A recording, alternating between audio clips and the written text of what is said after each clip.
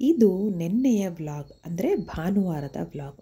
ನಿನ್ನೆ ನಾನು ಅಡುಗೆ ತಿಂಡಿ ಏನೆಲ್ಲ ಮಾಡಿದೆ, ಏನು ಸ್ಪೆಷಲ್ ಇತ್ತು ಅಥವಾ ನಾರ್ಮಲ್ ಇತ್ತು ಅನ್ನೋದನ್ನೆಲ್ಲ ಈ ವಿಡಿಯೋದಲ್ಲಿ ತೋರಿಸ್ತೀನಿ. ಭಾನುವಾರ ಅಂದ್ಕೂಡಲೇ ಕೆಲವ್ರ ಮೈಂಡ್ಸೆಟ್ಟು ಒಂದೊಂದು ಥರ ಇರುತ್ತೆ. ಕೆಲವ್ರದ್ದು ವಾರ ಪೂರ್ತಿ ಅಡುಗೆ ಮಾಡಿರ್ತೀವಿ, ಮಕ್ಳಿಗೆ ಡಬ್ಬಿ ಕಟ್ಟಿರ್ತೀವಿ, ಹಾಗಾಗಿ ಏನಾದರೂ ನಾರ್ಮಲಾಗಿ ಮಾಡೋಣ, ಸಿಂಪಲಾಗಿ ಮಾಡೋಣ ಅಂತ ಇರುತ್ತೆ. ಇನ್ನು ಕೆಲವ್ರ ಮೈಂಡು ಮನೇಲಿ ಎಲ್ಲರೂ ಇರ್ತಾರೆ, ಭಾನುವಾರ ರಜೆ ದಿನ, ಹಾಗಾಗಿ ಏನಾದರೂ ಸ್ಪೆಷಲ್ಲಾಗಿ ಮಾಡೋಣ ಅಂತ ಇರುತ್ತೆ. ಸೊ ನಿಮ್ಮ ಮೈಂಡ್ ಸೆಟ್ ಹೇಗೆ ಅನ್ನೋದು ತಿಳಿಸಿ. ಸೊ ನಂದು ವೇರಿಯೇಷನ್ ಆಗ್ತಾ ಇರುತ್ತೆ, ಒಂದೊಂದು ಸಲ ಒಂದೊಂದು ಥರ. ಸೊ ನಿನ್ನೆ ಅಂದರೆ ಭಾನುವಾರ ನಾನು ಏನೆಲ್ಲ ತಿಂಡಿ ಅಡುಗೆ ಮಾಡಿದೆ, ಹೇಗಿತ್ತು ದಿನದ ಸ್ಪೆಷಲ್ ಅನ್ನೋದನ್ನು ಈ ವಿಡಿಯೋದಲ್ಲಿ ತೋರಿಸ್ತೀನಿ. ಸೊ ಭಾನುವಾರ ಆಗಲಿ ಬೇರೆ ಯಾವುದೇ ದಿನ ಆಗಲಿ ಈ ಒಂದು ಕೆಲಸ ಮಾತ್ರ ಕಂಪಲ್ಸರಿಯಾಗಿ ನನಗೆ ಮಾಡಲೇಬೇಕು. ಸಾಮಾನ್ಯವಾಗಿ ಎಲ್ಲರೂ ಮಾಡ್ತೀರಾ ಅಂತ ಅಂದ್ಕೊಳ್ತೀನಿ. ಅದೇನೆಂದರೆ ಹೊಸಲಿಗೆ ಮನೆ ಮುಂದೆ ರಂಗೋಲಿ ಹಾಕೋದು. ಸೊ ಏನಾಗಲಿ ಬಿಡಲಿ, ಯಾವ ರಜಾ ದಿನ ಇರಲಿ ಏನೇ ಇರಲಿ, ರಜೆ ಇರೋ ದಿನಗಳಲ್ಲಿ ಸ್ವಲ್ಪ ಲೇಟಾಗಿ ಹಾಕ್ತೀನಿ. ಅದು ಬಿಟ್ಟರೆ ರಂಗೋಲಿ ಹಾಕೋದಂತೂ ನಾನು ಮಿಸ್ ಮಾಡೋದೇ ಇಲ್ಲ. ಯಾವುದಾದ್ರೂ ಒಂದು ಪುಟ್ಟ ರಂಗೋಲಿ ಆದರೂ ಹಾಕ್ತೀನಿ. ಇನ್ನು ಶುಕ್ರವಾರ ಅಥವಾ ಹಬ್ಬ ಹರಿದಿನಗಳಲ್ಲಿ ಏನಾದರೂ ವಿಶೇಷ ದಿನಗಳಲ್ಲಿ ಹೆಚ್ಚದಾಗಿ ಸ್ವಲ್ಪ ದೊಡ್ಡದಾಗಿ ರಂಗೋಲಿ ಹಾಕ್ತೀನಿ. ಇದು ನನ್ನ ರೆಗ್ಯುಲರಾಗಿ ಮಾಡುವಂಥ ಒಂದು ರುಟೀನ್ ಅಂತಲೇ ಹೇಳ್ಬೋದು. ನೀವೆಲ್ಲ ಹೇಗೆ ಮಾಡ್ತೀರಾ? ಪ್ರತಿದಿನ ರಂಗೋಲಿ ಹಾಕ್ತೀರಾ ಅಥವಾ ಶುಕ್ರವಾರ ಮಂಗಳವಾರ ಅಥವಾ ಏನಾದರೂ ಸ್ಪೆಷಲ್ ಡೇಸಲ್ಲಿ ಮಾತ್ರ ರಂಗೋಲಿ ಹಾಕ್ತೀರಾ, ಹೇಗೆ ಅನ್ನೋದನ್ನು ನನಗೆ ತಿಳಿಸಿ. ಸೊ ನಾನು ನಿನ್ನೆ ಒಂದು ಪುಟ್ಟ ರಂಗೋಲಿ ಹಾಕಿದೆ ಭಾನುವಾರ, ಹಾಗಾಗಿ ಸ್ವಲ್ಪ ಲೇಟಾಗಿ ಎದ್ದಿದ್ದೆ. ಹಾಗಾಗಿ ಒಂದು ಪುಟಾಣಿ ರಂಗೋಲಿ ಹಾಕಿದೆ. ಚಿಕ್ಕದೋ ದೊಡ್ಡದೋ ಒಟ್ಟಿನಲ್ಲಿ ಮನೆ ಮುಂದೆ ಒಂದು ರಂಗೋಲಿ ಯಾವಾಗಲೂ ಇರಬೇಕು ಅನ್ನೋದು ನನ್ನ ಆಸೆ. ಹಾಗೆ ನನಗಿದೊಂದು ಒಂಥರ ತೀರಾ ಇಷ್ಟವಾದ ಕೆಲಸ ಕೂಡ. ಸೊ ಹೊಸಲು ತೊಳೆದು ಒಂದು ರಂಗೋಲಿ ಹಾಕಿ, ಅರಿಶಿನ ಕುಂಕುಮ ಹಾಕಿ, ಹಾಗೆ ಮನೆ ಮುಂದೆ ಒಂದು ಪುಟ್ಟ ರಂಗೋಲಿ ಹಾಕಿ, ತುಳಸಿ ಮುಂದೆ ಕೂಡ ಒಂದು ರಂಗೋಲಿ ಹಾಕೋದು ನನ್ನ ದಿನನಿತ್ಯದ ಅಭ್ಯಾಸ. ಹಾಗೆ ನಿನ್ನೆ ಕೂಡ ನಾನು ರಂಗೋಲಿನ ಹಾಕಿದೆ. ಕೆಲವರು ಸಂಜೆ ಬಾಗಿಲು ನೀರು ಹಾಕಿ ರಂಗೋಲಿ ಹಾಕ್ತಾರೆ. ಅದಂತೂ ತುಂಬ ತಪ್ಪು ಕೆಲಸ. ರಂಗೋಲಿ ಸಂಜೆ ಹೊತ್ತು ಹಾಕಲೇಬಾರ್ದು. ಆಮೇಲೆ ಇನ್ನೊಂದು ಅಂತ ಹೇಳಿದ್ರೆ, ಬೆಳಗ್ಗೆನೇ ರಂಗೋಲಿನ ಹಾಕಬೇಕು. ಯಾವುದೇ ಕಾರಣಕ್ಕೂ ಬೆಳಗ್ಗೆ ಎಷ್ಟು ಮುಂಚೆ ಹಾಕಿದ್ರೂ ಪರವಾಗಿಲ್ಲ, ರಾತ್ರಿ ಕೂಡ ರಂಗೋಲಿ ಹಾಕಿ ಮಲಗಬಾರ್ದು ನಾಳೆಗೆ ಅಂತ. ಸೊ ಭಾನುವಾರದ ಬೆಳಗ್ಗೆ ನಾನು ಪೂರಿ ಮಾಡೋಣ ಅಂತ ಅಂದ್ಕೊಂಡೆ ಬೆಳಗ್ಗೆ. ಆಮೇಲೆ ಪೂರಿ ಮಾಡಿದ್ರೆ ಏನಾದರೂ ಸ್ಪೆಷಲ್ ಮಾಡಲೇಬೇಕು, ಅದಕ್ಕೆ ಲೇಟ್ ಆಗಿಬಿಡುತ್ತೆ ಅಂತ ಅಂದ್ಕೊಂಡು ಬೆಳಗ್ಗೆ ತಿಂಡಿನ ಜಸ್ಟ್ ಹಾಲು ಅಥವಾ ಕಾಫಿ, ಬೂಸ್ಟು ಈ ಥರ ಒಂದಿದರಲ್ಲಿ ಮಾಡಿ ಮುಗಿಸ್ಬಿಟ್ಟು, ಸೊ ಮಧ್ಯಾಹ್ನಕ್ಕೆ ಅಂದರೆ ಬೇಗನೆ ಒಂದು 11:30ಗೆ ಒಂದು ಸ್ಪೆಷಲ್ ಮಾಡೋಣ ಅಂತ ಪೂರಿ, ಚೆನ್ನ ಮಸಾಲ, ಹಾಗೆ ಇನ್ನೊಂದು ಡಿಶ್ ಮಾಡಿದ್ದೀನಿ, ಅದೇನಂತ ತೋರಿಸ್ತೀನಿ. ಅದಕ್ಕೋಸ್ಕರ ಚೆನ್ನ ಮಸಾಲ ಮಾಡಬೇಕಂತ ಹಿಂದಿನ ದಿನ ರಾತ್ರಿ ನಾನಿಲ್ಲಿ 1.5 ಕಪ್ಪಷ್ಟು ಕಾಬೂಲ್ ಚೆನ್ನನ ಚೆನ್ನಾಗಿ ತೊಳೆದು ನೆನೆಸಿಟ್ಕೊಂಡೆ. ಕಾಬೂಲ್ ಚೆನ್ನ ಎಷ್ಟು ಹೊತ್ತು ನೆನೆಸ್ತೀವಿ ಅಷ್ಟು ಚೆನ್ನಾಗಿ ಅರಳುತ್ತೆ, ಚೆನ್ನಾಗಿ ಬೇಯುತ್ತೆ ಅದು. ಹಾಗಾಗಿ ಒಂದು 5-6 ಗಂಟೆ ನೆನೆಸಿದ್ರೂ ಕೂಡ ಚೆನ್ನಾಗಿ ಬೇಯುತ್ತೆ. ಆದರೆ ನೀವು ಹೆಚ್ಚು ಹೊತ್ತು ನೆನೆಸಿದಾಗ ಇನ್ನೂ ಚೆನ್ನಾಗಿ ಅರಳುತ್ತೆ. ಸೊ ನಾನು ರಾತ್ರಿಯೇ ಇದನ್ನು ಚೆನ್ನಾಗಿ ತೊಳೆದು ನೆನೆಸಿಟ್ಕೊಂಡಿದ್ದೆ. 1.5 ಕಪ್ಪಷ್ಟು ನಾನಿಲ್ಲಿ ನೆನೆಸಿಟ್ಕೊಂಡಿದ್ದೆ. ಇದು ನೋಡಿ ಬೆಳಗ್ಗೆ ತೋರಿಸ್ತಾ ಇದ್ದೀನಿ, ಎಷ್ಟು ಚೆನ್ನಾಗಿ ನೆಂದು, ನಾನು ಎಷ್ಟು ನೆನೆಸಿಟ್ಟಿದೆ ಅದಕ್ಕೂ ಆಲ್ಮೋಸ್ಟ್ ಡಬಲ್ ಆಗೋಗಿದೆ. ಚೆನ್ನಾಗಿ ಇದು ನೆಂದಿದೆ. ಇನ್ನೂ ಒಂದು ಸ್ವಲ್ಪ ಹೊತ್ತು ಇದು ನೆನೆಯೋದಕ್ಕೆ ಬಿಡ್ತೀನಿ. ಸೊ ಬೇರೆ ಕೆಲಸ ಮಾಡ್ಕೊಳ್ತೀನಿ. ಸೊ ಪೂರಿಗೆ ಮೊದಲು ಹಿಟ್ಟು ಕಲಸಿಟ್ಬಿಡೋಣ ಅಂತ ನಾನು ಪ್ಲ್ಯಾನ್ ಮಾಡಿಕೊಂಡೆ. ಸೊ ಅದು ಸ್ವಲ್ಪ ಸಾಫ್ಟ್ ಆಗ್ತಾ ಇರುತ್ತೆ, ಅಷ್ಟು ಹೊತ್ತಿಗೆ ನಾನು ಬೇರೆ ಅಡುಗೆಗಳನ್ನ ಮಾಡ್ಕೋಬೋದಂತ ಒಂದು ದೊಡ್ಡ ಪಾತ್ರೆಗೆ ಕಲಸೋವಂಥ ಬೌಲ್ಗೆ ನನಗೆ ಎಷ್ಟು ಬೇಕೋ ಅಷ್ಟು ಗೋಧಿ ಹಿಟ್ಟು, ಹಾಗೆ ಒಂದು ಸ್ವಲ್ಪ ಚಿರೋಟಿ ರವೆ, ಹಾಗೆ ಉಪ್ಪನ್ನು ಹಾಕಿ ಮುಂಚೆ ಹೀಗೆ ಡ್ರೈ ಮಿಕ್ಸ್ ಮಾಡ್ಕೊಳ್ತಾ ಇದ್ದೀನಿ. ನೀವು ಪೂರಿ ಮಾಡುವಾಗ ಸ್ವಲ್ಪ ರವೆ ಸೇರಿಸೋದ್ರಿಂದ, ರವೆ ಅಂದರೆ ನಾನಿಲ್ಲಿ ಚಿರೋಟಿ ರವೆ ಹಾಕಿದ್ದೀನಿ. ಅದಿಲ್ಲ ಅಂತಂದರೆ ನಾರ್ಮಲಾಗಿ ನಾವು ಉಪ್ಪಿಟ್ಟಿಗೆ ಬಳಸ್ತೀವಲ್ವ, ಮೀಡಿಯಮ್ ರವೆ, ಬನ್ಸಿ ರವೆ ಎಲ್ಲ ಮೀಡಿಯಮ್ ರವೆ, ಅದನ್ನು ಕೂಡ ಹಾಕ್ಬೋದು. ಸೊ ಹಾಕೋದ್ರಿಂದ ಗರಿ ಗರಿಯಾಗಿ ಇರುತ್ತೆ ಪೂರಿ, ಎಷ್ಟು ಹೊತ್ತಾದರೂ ಅದು ಉಬ್ಬಿದ್ದು ಹಾಗೆ ಇರುತ್ತೆ ಅನ್ನೋ ಕಾರಣ ತುಂಬ ಚೆನ್ನಾಗಿರುತ್ತೆ. ಸೊ ನೋಡಿ ನಾನಿಲ್ಲಿ ಸ್ವಲ್ಪ ಎಣ್ಣೆನೂ ಕೂಡ ಹಾಕಿ ಚೆನ್ನಾಗಿ ಕಲಿಸ್ತೀನಿ. ಆಗ ಸಾಫ್ಟಾಗಿ ಇರುತ್ತೆ ಹಿಟ್ಟು, ಒಂಥರ ರಫ್ ಟೆಕ್ಸ್ಚರ್ ಬರೋದಿಲ್ಲ. ಸೊ ಹಾಗಾಗಿ 1-2 ಚಮಚದಷ್ಟು ಅಥವಾ 1 ಚಮಚದಷ್ಟು ಸ್ವಲ್ಪ ಎಣ್ಣೆನ ಹಾಕ್ತೀನಿ ರೆಗ್ಯುಲರಾಗಿ. ಹಾಕಿ ಚೆನ್ನಾಗಿ ಈ ಥರ ನಾದಿ ಅದನ್ನು ಪಕ್ಕಕ್ಕೆ ಇಟ್ಬಿಡೋಣ. ಅದು ಚೆನ್ನಾಗಿ ನೆಂದ್ಕೊಳ್ತಿರುತ್ತೆ, ಅಷ್ಟೊತ್ತಿಗೆ ನಾವು ಬೇರೆ ಕೆಲಸನ ಮಾಡ್ಕೋಬೋದು. ನೋಡಿ ಇಷ್ಟು ಸಾಫ್ಟ್ ಇದ್ದರೆ ಸಾಕಾಗತ್ತೆ. ಈಗ ಒಂದು ತಟ್ಟೆ ಮುಚ್ಚಿ ಪಕ್ಕಕ್ಕೆ ಎತ್ತಿಡೋಣ. ಸೊ ಅದಾದ ನಂತರ ಇಲ್ಲಿ ನಾನು ಕುಕ್ಕರ್ಗೆ ಕಾಬೂಲ್ ಕಡಲೆ ನೆನೆಸಿದ್ದೆ ಅಲ್ಲ, ಆ ನೀರಿನ ಸಮೇತ ಹಾಕ್ತಾಯಿದ್ದೀನಿ. ಸೊ ಆ ನೀರಲ್ಲೂ ಕೂಡ ಒಂದು ನ್ಯೂಟ್ರಿಯೆಂಟ್ಸ್ ಇರುತ್ತೆ ಅಂತ ಹೇಳ್ತಾರೆ, ಹಾಗಾಗಿ. ಸೊ ಈಗ ಒಂದು ಸ್ವಲ್ಪ ಉಪ್ಪನ್ನು ಕೂಡ ಹಾಕ್ತಾಯಿದ್ದೀನಿ. ಹಾಗೆ ಇದಕ್ಕೆ ಸ್ವಲ್ಪ ಮಸಾಲೆ ಕೂಡ ಹಾಕೋಣ. ಇನ್ನೊಂದು ಏನು ಹೇಳಬೇಕಂದ್ರೆ, ಕಾಬೂಲ್ ಕಡಲೆನ ಚೆನ್ನಾಗಿ ನೆನೆಸಿ ಒಂದು 3 ಸಲ ಚೆನ್ನಾಗಿ ತೊಳೆದು ನೆನೆಸಿರೋದ್ರಿಂದ ನಾನು ಆ ನೀರನ್ನು ಉಪಯೋಗಿಸ್ಕೊಂಡೆ. ನೀವು ಅಕಸ್ಮಾತ್ ನಿಮಗೆ ಟೈಮ್ ಇಲ್ಲ, ಅದೇ ನೀರು ನೆನೆಸಿ ತೊಳೆದೇ ಹಾಗೆ ಹಾಕಿದ್ದೀರ ಅಂದರೆ ಚೆನ್ನಾಗಿ ತೊಳೆದು ಬೇರೆ ನೀರನ್ನು ಹಾಕಿ ಬೇಯೋದಕ್ಕೆ ಇಡಿ. ಇಲ್ಲಿ ಸ್ವಲ್ಪ ಮಸಾಲೆ ಕೂಡ ಹಾಕಿದ್ದೀನಿ. ಚಕ್ಕೆ, ಲವಂಗ, ಅದು ನಕ್ಷತ್ರ ಮೊಗ್ಗು, ಪಲಾವ್ ಎಲೆ, ಏಲಕ್ಕಿ, ಹೀಗೆ. ಸೊ ಒಳ್ಳೆ ಒಂದು ಫ್ಲೇವರ್ಫುಲ್ ಆಗಿರುತ್ತೆ ಚೆನ್ನ ಮಸಾಲ. ಅದನ್ನು ಹಾಕಿ ನಾನಿಲ್ಲಿ ಸ್ವಲ್ಪ ನೀರು, ಉಪ್ಪು ಎಲ್ಲವನ್ನು ಹಾಕಿ ಒಂದು 4 ವಿಷಲ್ ಕೂಗಿಸ್ಕೊಂಡೆ. ನೋಡಿ, ಇದು ಚೆನ್ನಾಗಿ ಈಗ ಎಷ್ಟು ಚೆನ್ನಾಗಿ ಅರಳಿದೆ ಅಂದರೆ, ಹಾಗೆ ತುಂಬ ಮೆತ್ತಗೆ ಬೆಂದಿತ್ತು ಕೂಡ. ಹೀಗೆ ಮುಟ್ಟಿದ್ರೆ ನೀಟಾಗಿ ಇದಾಗ್ತಾಯಿತ್ತು, ಬೆಂದಿರೋದು ನೀಟಾಗಿ ಗೊತ್ತಾಗ್ತಾಯಿತ್ತು. ಹಾಗೆ ಒಂದು ಸ್ವಲ್ಪ ನೋಡಿದೆ ಕೂಡ, ಉಪ್ಪು ಕೂಡ ಚೆನ್ನಾಗಿ ಹಿಡ್ಕೊಂಡಿತ್ತು, ಸ್ವಲ್ಪ ಫ್ಲೇವರ್ಫುಲ್ ಕೂಡ ಇತ್ತು. ಈಗ ಅದರಲ್ಲಿ ಹಾಕಿರ್ತೀವಲ್ಲ ಮಸಾಲ, ಅಂದರೆ ಓಲ್ ಸ್ಪೈಸಸ್, ಅದನ್ನೆಲ್ಲ ತೆಗೆದು ಹಾಕಬೇಕು. ಏಲಕ್ಕಿ, ಆ ಪಲಾವ್ ಎಲೆ, ಹಾಗೆ ಚಕ್ಕೆ, ಏನೇನು ಹಾಕಿದ್ವಿ ಅದನ್ನೆಲ್ಲ ತೆಗೆದುಬಿಡಬೇಕು.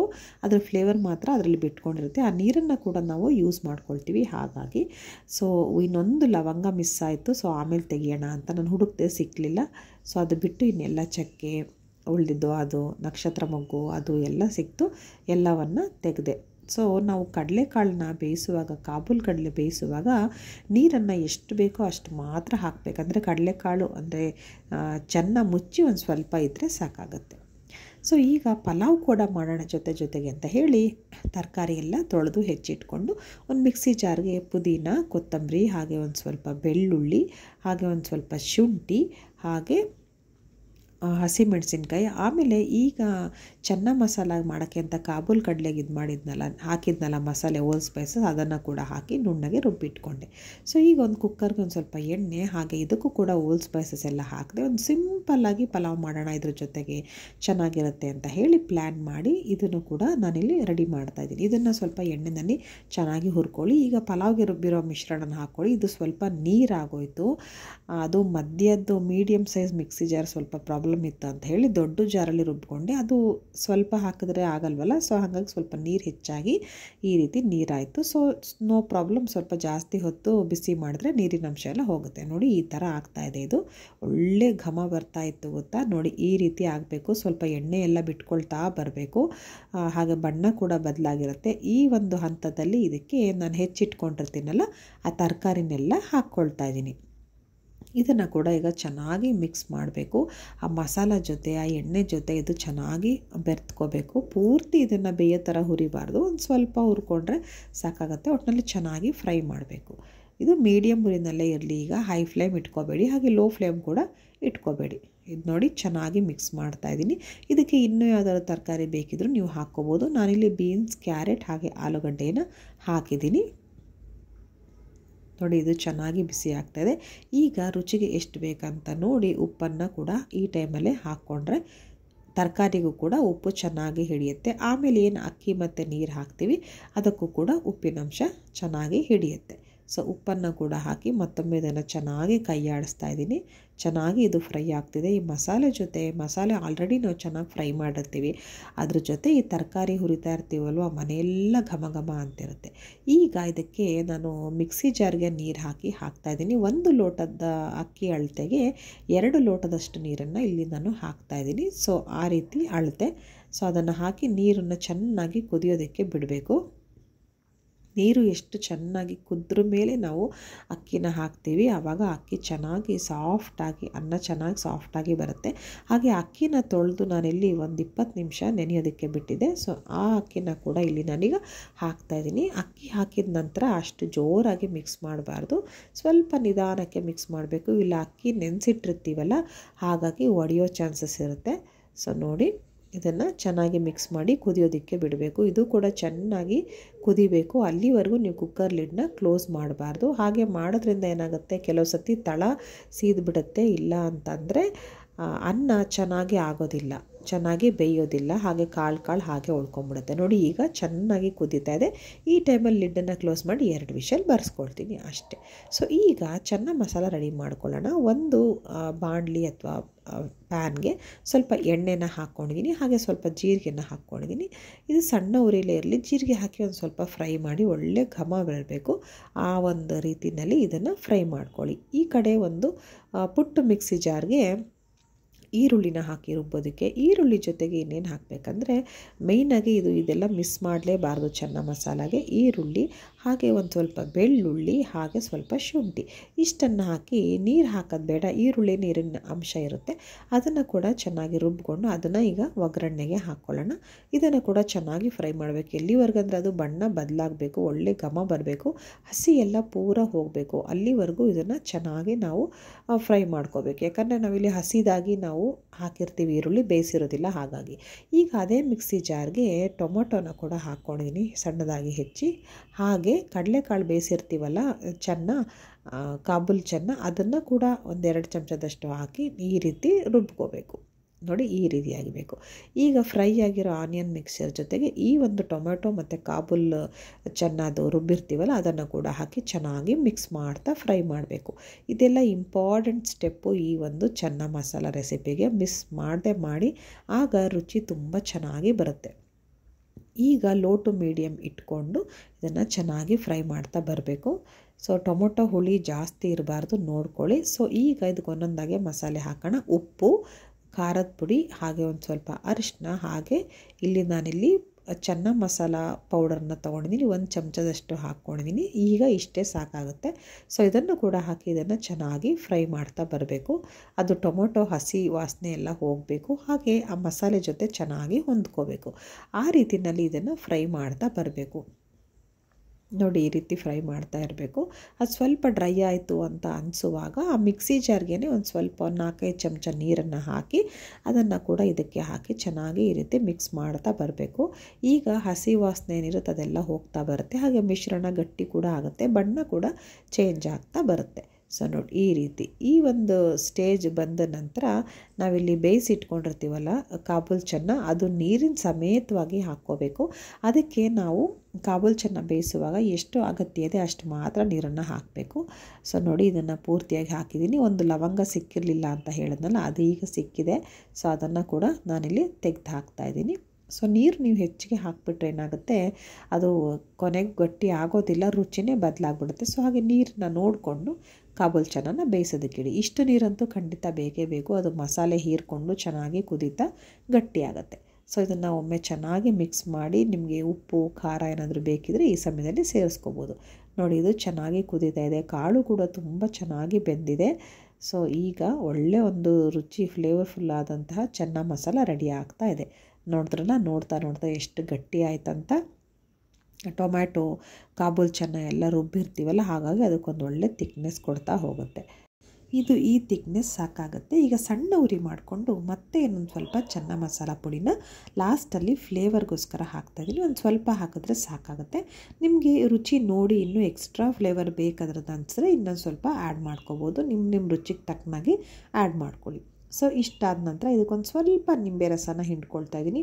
ನೀವು ಜಾಸ್ತಿ ಹುಳಿ ಇರೋ ಟೊಮೆಟೊ ತೊಗೊಂಡ್ರೆ ಇದನ್ನು ಸ್ಕಿಪ್ ಮಾಡ್ಬೋದು, ಅಥವಾ 1-2 ಹನಿ ಹಾಕ್ಕೊಳ್ಬೋದು. ಈಗ ಸಣ್ಣದಾಗಿ ಕಟ್ ಮಾಡಿರೋ ಕೊತ್ತಂಬರಿ ಸೊಪ್ಪನ್ನು ಹಾಕ್ತಾಯಿದ್ದೀನಿ. ಹಾಕಿ ಮಿಕ್ಸ್ ಮಾಡ್ತು ಅಂತ ಹೇಳಿದ್ರೆ ರುಚಿಯಾದ ಚೆನ್ನ ಮಸಾಲ ರೆಡಿ ಟು ಸರ್ವ್. ನೋಡಿ, ಎಷ್ಟು ಚೆನ್ನಾಗಿ ರೆಡಿಯಾಗಿದೆ. ಸೊ ಈ ಕಡೆ ಕುಕ್ಕರ್ ಕೂಡ ಕೂಗ್ತು, ಪಲಾವ್ ಕೂಡ ರೆಡಿಯಾಗಿದೆ, ಮನೆಯೆಲ್ಲ ಘಮ ಘಮ ಅಂತ ಇದೆ. ಈಗ ನೆಕ್ಸ್ಟ್ ಅಂದರೆ ಪೂರಿ ಮಾಡ್ಕೊಳ್ಳೋದೇ ಇಂಪಾರ್ಟೆಂಟು. ಸೊ ನಾನಿಲ್ಲಿ ಪೂರಿ ಕೂಡ ಲಟ್ಸಿ ಇಟ್ಟಾಗಿದೆ, ಅದನ್ನು ಕರಿಯೋದು ಒಂದೇ ಬಾಕಿ. ಸೊ ಅದನ್ನು ಕೂಡ ಎಣ್ಣೆನೂ ಕಾಯಕ್ಕೆ ಇಟ್ಕೊಂಡು ಪೂರಿ ಕೂಡ ಮಾಡಿ ಆಯಿತು. ಸೊ ಸಂಡೇ ಇದು ಲಂಚ್ ಹಾಗೆ ಬ್ರೇಕ್ಫಾಸ್ಟ್ ಸೇರಿ ಇದು ಬ್ರಂಚ್ ಆಯಿತು. ಸೊ ಹಾಗಾಗಿ ನಾನು ಬೆಳಗ್ಗೆ ಬ್ರೇಕ್ಫಾಸ್ಟ್ನ ಸ್ಕಿಪ್ ಮಾಡಿಬಿಟ್ಟು ಈ ಒಂದು ವಿಶೇಷ ಅಡುಗೆಗಳನ್ನ ಮಾಡೋಣ ಅಂತ ಇಟ್ಕೊಂಡೆ. ಸಂಡೇ ಎಲ್ಲರೂ ಮನೇಲಿರ್ತಾರಲ್ವ, ತಿನ್ನಲಿ, ಚೆನ್ನಾಗಿ ಒಟ್ಟಿಗೆ ಕೂತು ತಿನ್ಬೋದು ಅನ್ನೋ ಕಾರಣ ಅಷ್ಟೇ. ಸೊ ಪೂರಿ ಕೂಡ ರೆಡಿ ಆಯಿತು ಇಲ್ಲಿ. ಸೊ ಚೆನ್ನ ಮಸಾಲ ಕೂಡ ರೆಡಿಯಾಗಿದೆ. ನೋಡಿ, ಫೈನಲಾಗಿ ಈ ಒಂದು ಹದಕ್ಕೆ ಬಂದಿರುತ್ತೆ. ಇನ್ನೊಂದು ಸ್ವಲ್ಪ ನೀರಿನ ಅಂಶ ಬೇಕು ಅಂದರೆ ಸ್ವಲ್ಪ ಜಾಸ್ತಿ ನೀರು ಹಾಕ್ಕೋಬೋದು, ಅಥವಾ ಇನ್ನೂ ಗಟ್ಟಿ ಬೇಕಂದರೆ ಇನ್ನು ಸ್ವಲ್ಪ ಕಡಿಮೆ ಮಾಡ್ಕೋಬೋದು. ಬಟ್ ಇನ್ನು ಗಟ್ಟಿ ಹಾಕಿದ್ರೆ ಚೆನ್ನಾಗಿರಲ್ಲ, ಇಷ್ಟೇ ಇರಬೇಕು. ಸೊ ಫೈನಲಾಗಿ ಇದನ್ನು ಸರ್ವಿಂಗ್ ಬೌಲ್ಗೆ ಸರ್ವ್ ಮಾಡಿದ್ದೀನಿ. ನೋಡಿ ಎಷ್ಟು ಚೆನ್ನಾಗಿ ಕಾಣ್ತಾ ಇದೆ. ಸೊ ಮತ್ತೆ ಮೇಲೆ ಸಣ್ಣದಾಗಿ ಕಟ್ ಮಾಡಿರೋ ಕೊತ್ತಂಬರಿ ಸೊಪ್ಪು ಹಾಕ್ಕೊಂಡೆ, ಹಾಗೆ ಈ ರೀತಿ ಕಟ್ ಮಾಡಿರೋ ಒಂದು ಈರುಳ್ಳಿನ ಇಡ್ತಾ ಇದ್ದೀನಿ.